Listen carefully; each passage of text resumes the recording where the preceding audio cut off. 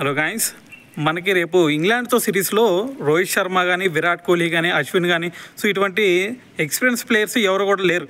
మరి ఇటువంటి సినారియోలో మరి మనం ఇంగ్లాండ్ చేతుల్లో మరి చిత్తుగా ఓడిపోతామా, లేదు అంటే వాళ్ళని చిత్తు చేస్తామా అనే డౌట్స్ అందరికీ అరైజ్ అవ్వచ్చు.